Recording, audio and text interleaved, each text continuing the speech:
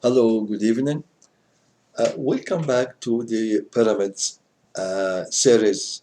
I spoke before about how the idea to build the pyramids came up to the ancient Egyptians, and how they improved it step by step until we see the shape of the pyramids as today. And I said in the pyramids, it's not just the Great Pyramids of Giza, the three very popular pyramids. No, Egypt has about 100 pyramids. And if you go south of Egypt, Nubia and Sudan, it's more than 200 pyramids. We spoke in details about the era of building the first Zoser step pyramid, then the Dahshur pyramid by King Senefru, then the family of Khufu, Khafra, Munkaro, who built the three pyramids of Giza. Uh, the question here is if these pyramids in Egypt as this shape, is it also limited to Egypt or the river Nile or other spots of the world? When I searched about the pyramids, I found out it's amazing. Everywhere in the world they have pyramids. In India, in China, in Indonesia, Cambodia, Latin America, and Nubia. How these pyramids came and built in these spots very far from the Egypt, and what's the clue or link between, or is this one culture reached the other, or in one time impossible to be the same, the people thinking the same thinking in the world to build this kind of structure in one time. So I will show you today some samples of the pyramids around the world, and we will try to find out is this related to the main builder of the pyramids in Egypt, or the Egyptian took it from other culture. If you see the pyramids like the in Mexico, very popular pyramids like a sun pyramid, the Moon Pyramid of Mexico, and this is in Indonesia, Borobudur Temple in Indonesia, Zoggurat of the Tepe Sialk, Iran, the King Zoser Pyramid in Egypt, and those almost the 2610 before Jesus Christ for the King Zoser. The Iran is 3000 before Christ.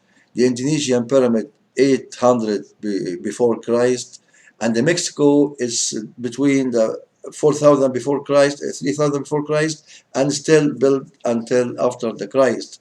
And we have the in Iran the the pyramid of Iran, say Zambil, is 1250 before Christ, and the Kashta of Nabia 500 before Christ. Kenchi Mausoleum, the China, is 210 before Christ. The tomb of the general in China too is 300 before Christ. Brank Temple, Cambodia, about 940 before Christ. And El Castello, Mexico, 1000 years before Christ. Maya in South America, uh, about 500 before the Christ. And the amazing pyramid of Rome in Italy is to the 12th century before the Christ. This is the pyramid of Italy, the Sayers Sitius. It's in the center of Rome, and they have two pyramids in Italy, and this is many view of this pyramid in Italy. So we have the magical the pyramid of the Mexico, Shishia in China, and the amazing pyramids underwater in Japan. Yunahuni in Japan is a complete, like a town or city under the water. It was thousands of years before the Christ over the water like an island, and then sank under the ocean water. So until now, they call it the water pyramid of Japan. So this is, I see in brief, pyramids everywhere.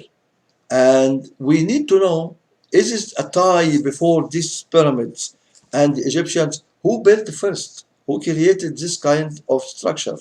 So the architect came from the others to the Egypt, or from Egypt to the others. The theory here, it's hard to prove it, need to make expedition to go visit those people and see if any ties between them or not.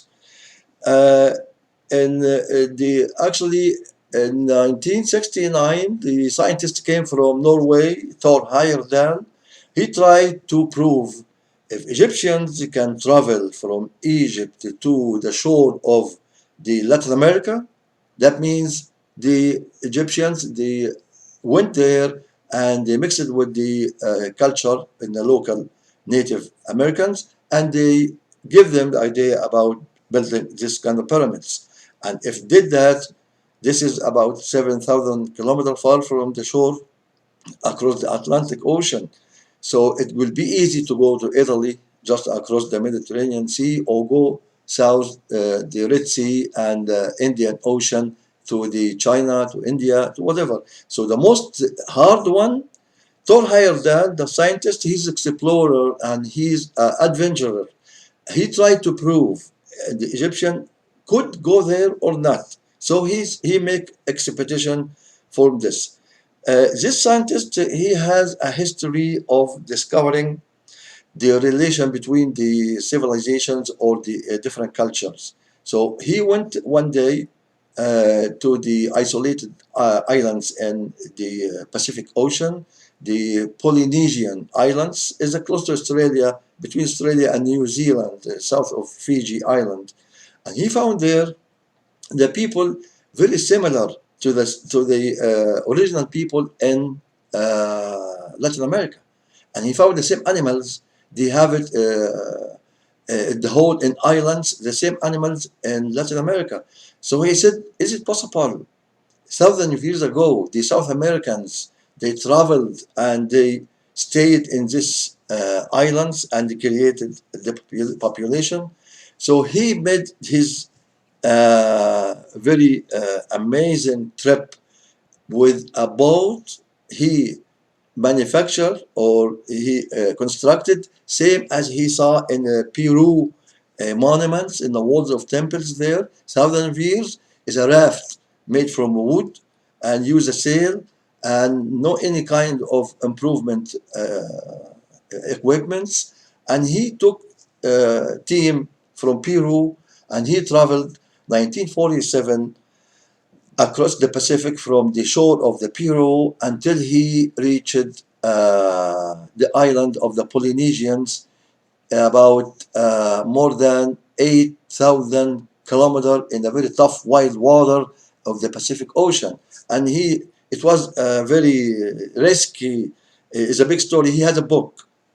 The trip, he named it Con Kitty.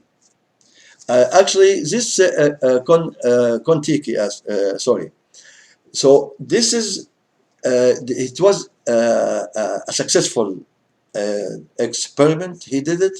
He said, once we can travel with the raft from the Peru or from the Latin America to these islands, that means those people, they sailed and they reached these islands and they sit there, and the people are in Polynesian islands close to the New Zealand, and Latin America, same are people. So he came in 1969 to Egypt to find out if Egyptian people traveled before thousands of years before Christopher Columbus and reached this kind of land. So it was amazing. He said, okay, he went to the pyramids of Giza. He found the ships, and they call it the sun ships, sun boats, in beside the Khufu pyramid of Giza. And he decided to manufacture or construct this kind boat and sail from Africa to America. So he went to Chad and Ethiopia to found the materials to manufacture this, because this was made from the papyrus reed, papyrus stem. This papyrus is amazing, is a very solid, and interior part is spongy. When you put these sticks through to the water, it flow, never sink. So all the pharaohs or ancient Egyptians make their boats from the papyrus sticks. So we will see biography about this trip. I will just give you introduction how he tried. He went to Chad, went to Ethiopia, and he found out how to collect his materials and started to do this one. So let's go to see in details in this documentary what Thor Heyerdahl did in this until he sailed and shipped this boat to Morocco and started his trip across the Atlantic. Enjoy the documentary.